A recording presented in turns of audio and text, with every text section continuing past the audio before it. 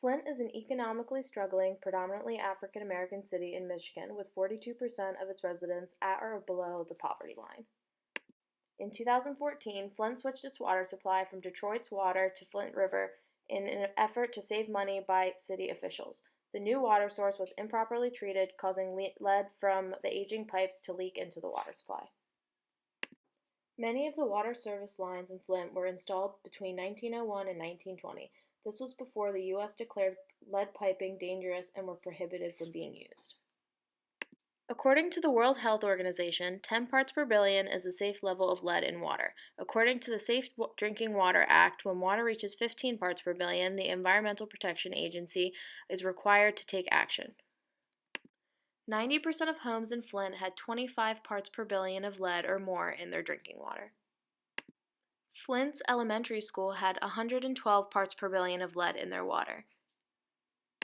Although there is an acceptable level of lead, there are no safe levels for children to consume. Because of this crisis, thousands of young children have been exposed to dangerous levels of lead in the water that they drink.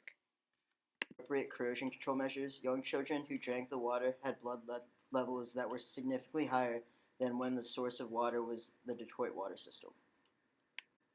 Lead is a potent neurotoxin which greatly affects children. Lead poisoning has an impact on many developmental and biological processes, most notably intelligence, behavior, and overall life achievement.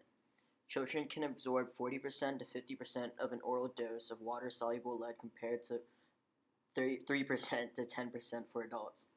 In a dose-response relationship for children aged 1 to 5 years, for every 1 parts per billion increase in water lead, blood lead increases 35%. The aging Flint water distribution system contains a high percentage of lead pipes and lead plumbing, with estimates of lead service lines ranging from 10% to 80%, which drastically increases the risk of lead poisoning. This picture simulates how lead is entering the water system within Flint. This chart shows the comparison of elevated blood lead level percentages before and after the water source changed from all areas of Flint.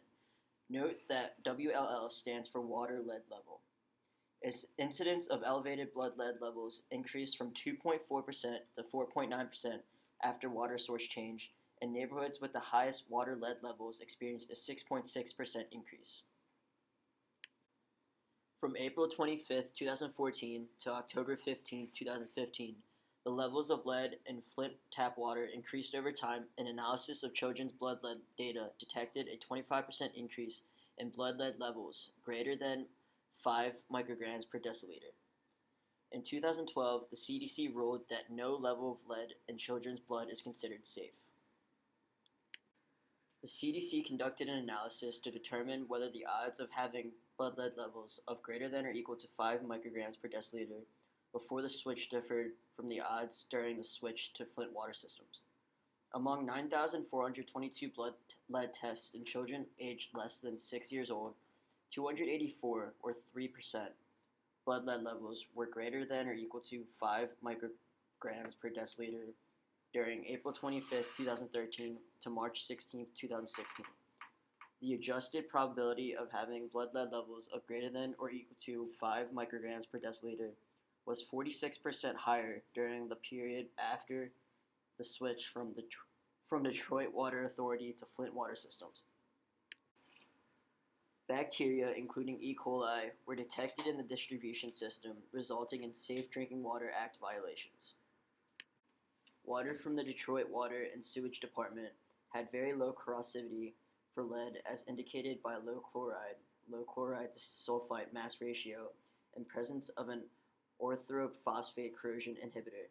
In contrast, Flint River had high chloride to sulfite mass ratio, and no corrosion inhibitor. The Flint community is beginning to improve in regards to water quality. Lead levels have substantially decreased over the past year, and protective coating on water pipes are being restored.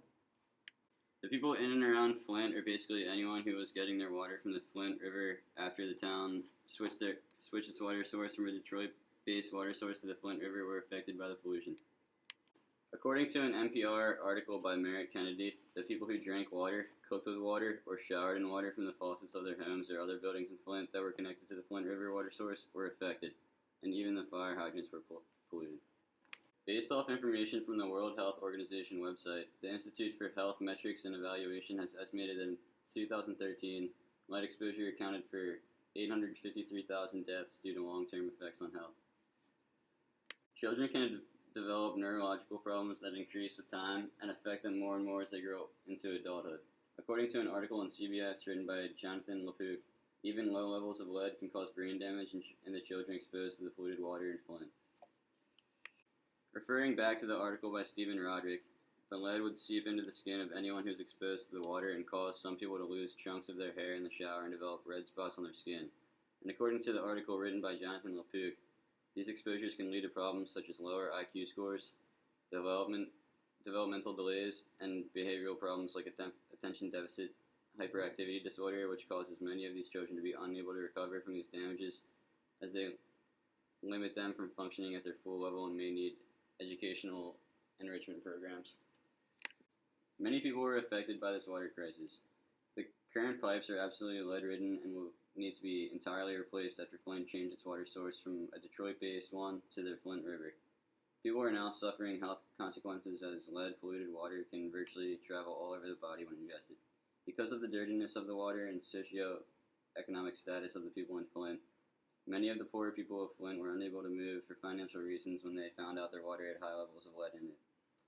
So, a federal judge ordered water bottles to be delivered door to door to Flint residents as a result of the absence of clean water, as mentioned by Jennifer Chambers of Detroit News. Now that the crisis has taken over Flint, we must seek solutions to fix this problem. To start, replacing the lead service line can be one strategy. The pipes being contaminated with lead is where the problem has begun, so this would be the best place to start. Since the corrosion has already started, any water that goes through the pipes will be contaminated with some lead.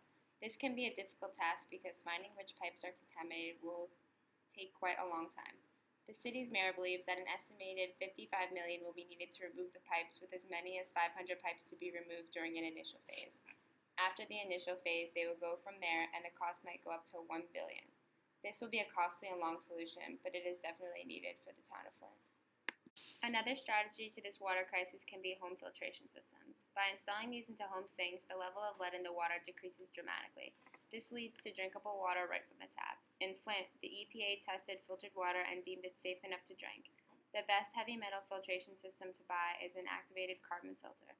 This might not be a solution for the entire town, but every individual who takes action to fix this problem will benefit from it.